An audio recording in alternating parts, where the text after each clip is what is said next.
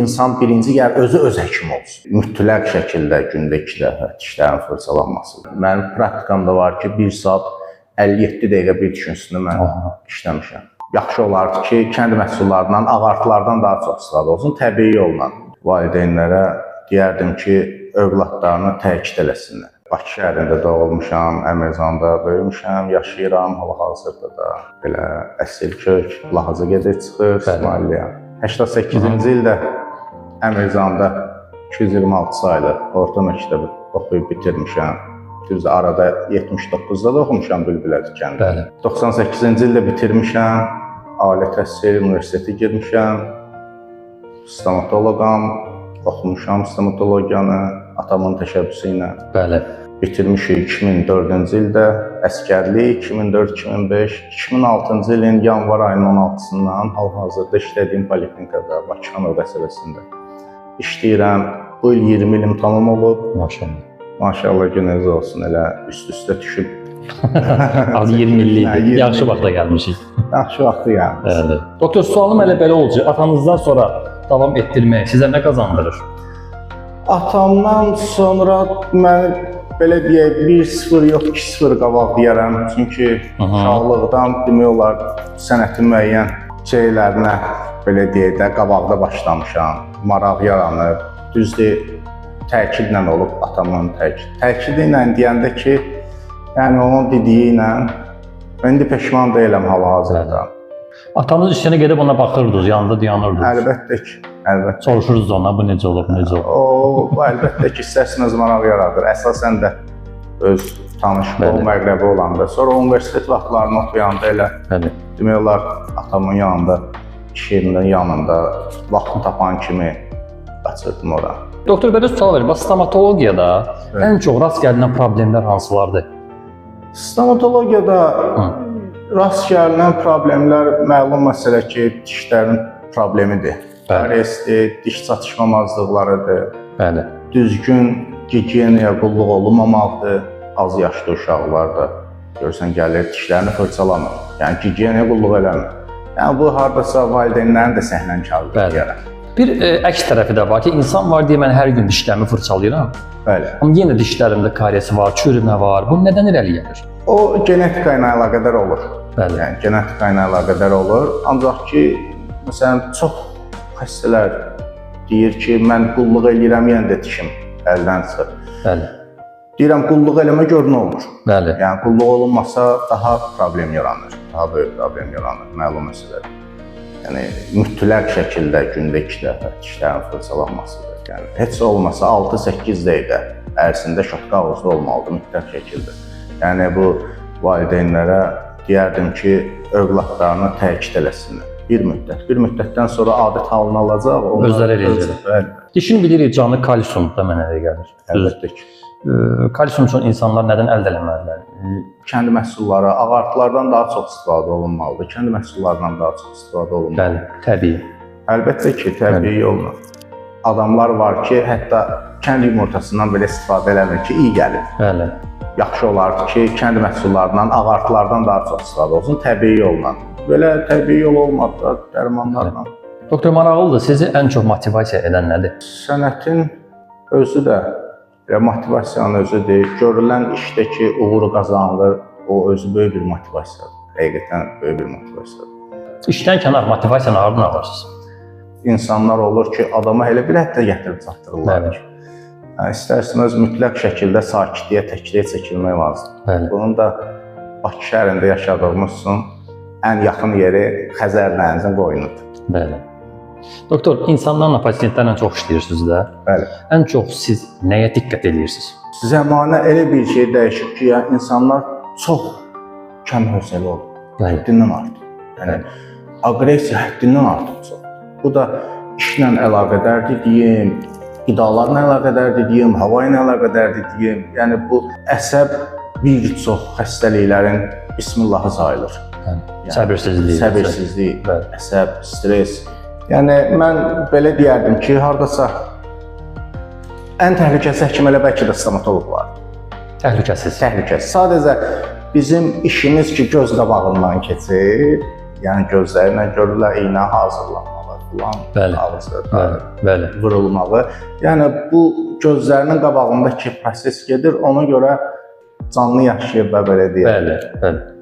Müasir stomatologiyada texnologiyanın rolu nə qədər önəmlidir?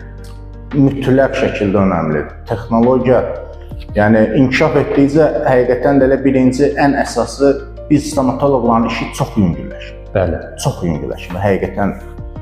Sonra bu xəstələr üçün də, yəni onların da işi rahatlaşır. Yəni əvvəlkilərdə nisbətdə, məsələn üçün vaxt var idi, biraz bir 20 il, 30 il bundan qabaq ki, avadanlıqla indiki avadanlıq çox fərqlidir. Bəli. Yəni o vaxtı mənim yadımdadır ki, bəlkə elə evdə də qalıb atamda o turbinka deyilən bir aparat var idi. Aha. Rezinlə fırlanırdı. Onun aparatı çox az idi. O aparatla yonulan dişlərdə o verilən vibrasiya, düzdür, onda insanların psixologiyası da indiki gibi deyildi, daha sakit idi. İnsan dişlərinin sağlamlığını qorumaq üçün ilk növbədə nəyə diqqət etməlidir? Vaxtında həkimə müraciət olunsun. Stomatoloqa vaxtında müraciət olunsun. Ay balaca çürüydü, yəni ağrıdmır, getməyim və yaxud da ki, görsünüz o bir var səthi kariyesi olur, orta kariyesi olur. O vaxtda həkimə müraciət eləyəndə dişin sinirləri də çıxmır. Bəli. Düzgün plomlanır, diş də sağlam qalır. Yox, bizim belə deyək, bir çox xəstələr gəlir, artıq o vaxt gəlir ki, 3 gündür mən yata bilmirəm, ağrıyır, dözə bilmirəm. Bəli. Onda sinir itirilir, dişin siniri çıxır, diş olur, belə deyək də, loru dildə desək ölü diş olur.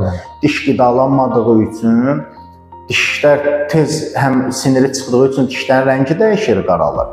Həm də ki, dişlər tez dağılır, qidalanmadığı üçün. Ona görə mən məsləhət görərdim ki, vaxtında müraciət olunsun. Məsələn, bir çox adam, yaxın adamlar ki, gəlir, mən ölürəm, gecə yatmamışam. Deyirəm, nədir, dərmanın olmadı, axşam dərman qutarmışdır, amil yadıma düşdü, belə.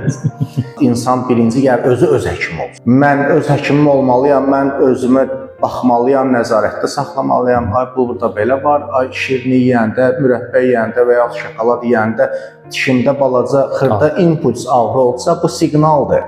Bu adama insan özünə siqnal verir ki, məndə nəsə problem var, həkimə müraciət olunsun. Ən çox da bizdə belə deyək, problem yaranır cərrahiyyədən sonra, diş çəkimindən sonra. Düzgün qulluq olunmur. Nə etməlidirlər? İlk əvvəl həkimin dediyini eləməlidir. Bəli. Məsələn üçün biz diş çəkimindən sonra deyirik ki, 2-3 saat müddətində, mən hətta 3 saatdan çox deyirəm ki, çünki psixologiyalarda 3 saat deyir, bizim belə deyək də bir dil 5 dəqiqəmiz var, 1 saat 5 dəqiqəmiz var. Bəli. Mən dil 5 dəqiqəsi ilə xəstəyə deyəndə ki, dişi 5 dəqiqə fırçala, o elə 2 dəfə sürtür dişini, 5 dəqiqəsi tamam olur. Bir də olur saat 5 dəqiqəsində. Saat 5 dəqiqəsinə bir də nəzərət salaq ki, biz nə qədər vaxt aparacaq. Bəli, bəli. Ona görə bir çoxu yorulur belə deyək bizi. Yox, o diş çəkiləndən sonra diş yuvasında qan laxtası yığılır. Bəli. Qan laxtası ona görə orada 2 saat, 3 saat müddətində biz qoymuruq. Su qəbul eləsin, qida qəbul eləsin ki, o qan laxtası orada çənə sümüyünü müdafiə eləyir. Bəli. Pərdə yaradır, sonra ağız suyunda olan infeksiyalar, yəni yuvaya düşmür, gələcəkdə problem yaradır. Çox adam var ki, yaxşı olsun, mən tez-tez qarqara eləyim diş çəkimindən sonra. Yox, məsələn, mən diş çəkimindən sonra bir gün cazı vermirəm. İkinci günün saatına bax. Yəni, əsasən deyirəm ki, sabahdan başlayın qarqaralara. İndi orada əgər periodonitlə gəlibsə, diş çəkilibsə, antibiotiklər təyin olunur, qarqaralar təyin olunur. Bəzən deyirlər diş var ki, dişin gizli bir kanalı olur, kanalı görmürsən. Bəli. Bizdə onlar mikrokanallar deyilir. Görürsünüz, xəstə dişin müalicə olunur, siniri çıxır. Texnologiya baxımına qaydanda indi belə deyək, mikroskoplar var ki, oyunla işlənilir, tapılır. Bəli. Rentgenlərlə təyin olunur. Bəli. Uşaqlar hal-hazırda şirniyyat çox yerlərdə, şokolad və yaxud digər şirniyyatlar yerlər. Onların dişləri həqiqətən ziyanı var şokoladın. Yoxsa biz yalandan deyirik dişlərin çürüyəcək. Bilirsiniz nədir? Bax, məndə çox olur. Gəlir, valideyn deyir uşağa ki, doktor şokolad çox yeyir. Mən həmişə valideynə sataşmaq üçün deyirəm ki, Kim alır gətirir şirniyyatı evə? Bəli. Valideyn özü alır gətirir. Uşaq da məlum məsələ ki, Bəli. Düzdür, axşam vaxtı yatmamışdan əvvəl şapkalansa, dişlər fırçalansa, yəni təmizlənsə, heç bir şey yoxdur. Ziyan yox. Əsas, bəli, heç bir problemi yoxdur. Başqa bir problem yarada bilər şirniyyat. Ancaq yəni sırf dişdə yox. Dediniz artıq 20 ildir çalışırsınız. Evet. Bu da bir təcrübədir, 20 ilin təcrübəsi. Evet. Elə təcrübə ilə bağlı sual vermək istəyirəm. Stomatoloqun təcrübəsinin rolu sizcə nə qədər lazımdır, önəmlidir, belə deyim? Mütləq şəkildə önəmli. Yəni o təcrübə, iş praktikası ilə öyrənilən təcrübə, yəni bir çox işlərdə kömək eləyir. Mən əvvəlki təzə başlamağımla indikində Bəli. sözsüz yerdən göy qədər fərq var. Təzə başlayan vaxtı bir başqa cür idim. Adam istər-istəməz qorxurdu xəstəyə yanaşmağa. Sonra iş təcrübəsi adamı biraz bərkidir. Əvvəl daha həssas yanaşırdım xəstəyə. Xəstənin yalandan çıxartdığı səslərdə, Bəli. xəstənin yalandan çıxartdığı səslərdə mən daha tez çəkilirdim. Amma indi biraz bərkimişəm, biraz o iş praktikası, bir çox şey var ki, mən bunun yalan olduğunu başa düşüb, önəm vermirəm ona, işimi davam edirəm. İş prosesində nə olub sizdə? Siz demisiniz ki, bu mənim praktikamda olmayıb. İlk dəfə düzdür bunu gördünüz. Məsələn, olub dişlərin yerlərinin dəyişik çıxmaları. Aha. Təmiz fərqli şeylərdir. Məndə o sonra çəkilən dişlərdə anomaliyalar olur ki, adamı həqiqətən də heyran eləyir, baxmayaraq. Sonra ən çox diş çəkimində cərrahiyyə vaxtı daha çox olur. Adi, sadə bildiyim bir iş adamı gətirir elə bir çətinliyə salır ki, biraz belə deyək də rahat çıxar. Məsələn, mənim praktikamda var ki, 1 saat 57 dəqiqə bir düşünsünü mən işləmişəm. Son illər dəbdə olub artıq metal keramika dişlər. Nə qədər əvvəllər də var idi. Zirkon, necə istəyirlər. Ümumiyyətlə onlar haqqında istəyirəm eşidim sizdən ki, məsləhətdirmi, hansı məsləhətdirmi? Ən məsləhətli diş adamın öz dişi. Təbii ki. Sözsüz. Mən bir çox xəstələr gələndə deyirəm ki, mənim dişim əyri olsun, qara olsun. Amma adamın özünkü olsun. O daha yaxşıdır. Nəinki xərclənib daha yaxşı dişlərin düzəlməyi, belə deyək də, indi modda Hollywood dişləri. Bəli. Yəni, ondansa adamın öz dişi daha məsələ. Sözsüz o diş itirilməli zaman, itirilən zaman orada biz çıxmayan protezlərdən istifadə edirik ki, metal keramika dediyimiz kimi, sonra zirkondur. O vaxtlar məsələn qızıldan, titandan istifadə olunurdu. İndi bir çox adamlar ona önəm vermir. Hamı qaçır, qızıldan qaçır. Ancaq qızılla düzələn dişin ömrü daha çox olur. Nəinki metal keramika ilə və yaxud da ki, zirkonla. Doktor, 20 il az deyil artıq. 20 ildən əvvəl atanızdan da baxıb nəsə uğramısınız. Sualım belə olacaq. Gənc stomatoloqlara tövsiyəniz, məsləhətiniz. Siz artıq tövsiyə məsləhət verə bilərsiniz. Ən birinci dərsləri düzgün oxumaq, yanaşmaq, yəni yeniliklərin dalınca qaçmaq ən əsas. Yeniliklərin dalınca qaçmaq. Çünki yeniliklər bir çox vaxt adamı qabağa salır. Kurslardan yararlanmaq. Ancaq bir yerdə dayanmamaq, irəli getmək, inkişaf eləmək ən əsası inkişaf eləmək. Bir də qorxmamaq. Bəli. İşə yanaşan vaxtı qorxmaq istəyirik. Müalicə vaxtı, düzəlmək vaxtı. Ən çox bizim qorxumuz yenə də cərrahiyyə zamanı olur, diş çəkimi vaxtı olur. Çünki hər bir şey ola bilir. Ona görə. Düzgün yanaşmaq, qorxmamaq, praktikadan yaxşı istifadə eləmək. Bəli. Doktor, bəzi hallarda insanlar stomatoloqdan qorxur. Niyə görə? Bir qorxuram, hepatit C-dən qorxuram misal üçün. Bəli. Belə bir şey. O qorxu var, hamının canında var. Şəxsən elə biz də bir stomatoloqlarda bir insan olaraq biz özümüz də qorxuruq. Məlum məsələ ki, dərmanlardan istifadə olunur, hər bir şey indiki dövrdə, yəni cürbəcür dərmanlardan, alətlər istifadə olunur, paketlənir, dezinfeksiyalanır. Yəni buna biz stomatoloqlar çox önəm veririk. Düzdür. Çünki yəni bu elə bir şeydir ki, Allah heç kimə göstərməsin. Yəni həqiqətən də bu ağır bir şeydir. Yəni heç kim istəməz ki, mənim yanıma gələn bir xəstədə bir problem yaransın. Düzdür. Yəni o yüksək səviyyədə belə deyək, diqqət Çox olun. vəsait ayırırıq biz buna. Bəli. Həqiqətən də çox vəsait ayırırıq. Bəli. Doktor, Allah sizə can sağlığı versin. Buyurun. Siz bizim dəyərlimizsiniz. Sağ olun. Kəndimizin fəxrisiz. Minnətdarıq sizə. Sizin də işlərinizdə uğurlar arzulayıram. Nailiyyətləriniz bol olsun, Bəli. uğurlu olsun. Çox sağ olun, vaxt ayırdınız. Minnətdaram mən sizə. Çox sağ olun.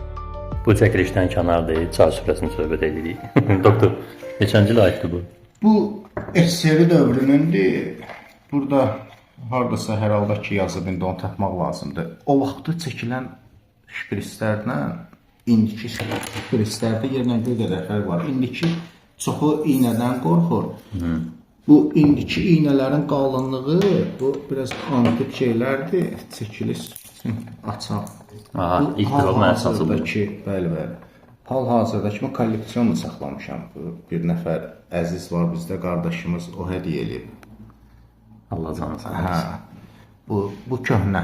Qalınlığına baxın. İndi mən sizin yeni müasir. iynəni göstərirəm sizə. Bu yeni müasir. Tam steril vəziyyətdə gəlir, açılır. Aha, İndiki vəziyyəti. belə olur. O vaxtı çəkilirdi, şüşə ampulalardan çəkilirdi, bu iynələrdə vurulurdu. İndiki müasir iynələr deməli belə olur bizdə, tam bir dəfə istifadə üçün.